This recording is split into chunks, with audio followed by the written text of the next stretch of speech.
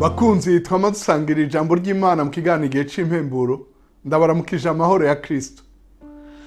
Ijambo dusanga ri mu butumwa bwiza uko bwanditswe na Yohana igice ca 11 umurongo wa 17 gushika kuri 44. Turasoma imirongo itari mike kugira ngo iyi nkuru uyumve neza. Yohana 11 umurongo wa 17 gushika kuri 44 handitse ngo: Nuko Yesu ashitse asanga amazi iminsi 4 mu mva.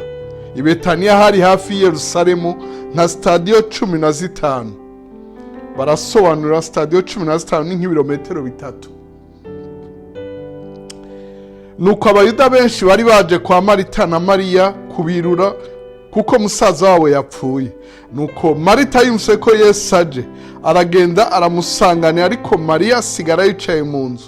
Marita abwira Yesu ati: Mwami, iyo uba wari hano musaza wanje ntaba yahwereye, kandi n'ubu ndazi ko ivyo usaba Imana byose Imana yobiguha. Yesu aramubwira ati: musaza wawe azozuka. Marita aramwishuye ati: ndazi ko azozuka mu izuka ryo ku munsi w'iherezo. Yesu aramubwira ati: ni jewe kuzuka n'ubugingo. Uwunyizera niyo yoba yarapfuye azobaho, kandi uwuriho wese anyizera ntazokwigera apfa gushitsa ibihe bidashira. Urizeye ivyo? Nawe ati: egome mwami, nizeye ko uri Kristo, umwana w'Imana, umwe wo kuza mu isi. Avuze ivyo asubira inyuma, yongorera Mariya mwene nyina ati: umwigisha ari hano araguhamagaje. Nawe avyumvise ava hasi n'ingoga aja ahari. Yesu ntiyari bwashike muri iyo mihana, ariko yarakiri hahandi aho Marita yamusanganiriye. Buno abayuda bari kumwe na Mariya mu nzu bamwirura, babonye avuye hasi n'ingoga asohotse, baramukurikira bagira ngo agiye kurira kumva. Mariya ashitse aho Yesu ari, amubonye yikubita imbere y'ibirenge vyiwe ati: Mwami, iyo wari hano musaza wanje ntaba yahwereye.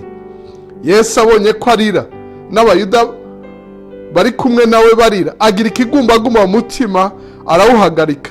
Arabaza ati: mwamuhamvye hehe? Bati: Mwami, ngwino urabe. Yesu ararira. Abayuda baravuga ati: ehe, ingene yamukunda.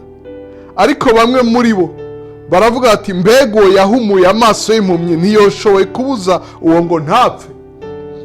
Yongera kugira ikigumbagumba mu mutima, ashika kumva, kandi ryari isenga ryugajwe ikibuye.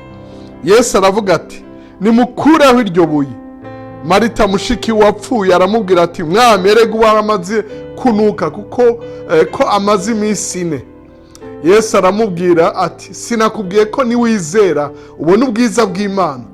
Nuko bakuraho ikibuye. Buno Yesu ararangamiza ati: Data, ndagushima ko wanyumvirije. Jewe nari nsanzwe nzi kunyumviriza ubudasiba, ariko ndabivugishijwe n'ishengero rihagaze ngaha kugira ngo bizere ko ari wowe wantumye. Amaze kuvuga ivyo, asemera n'ijwi rirenga ati: Lazaro, ngwino, sohoka. Uwari yapfuye arasohoka, azingiriwe ko impuzu ku maguru no ku maboko, n'igitambara gipfutse mu maso hiwe.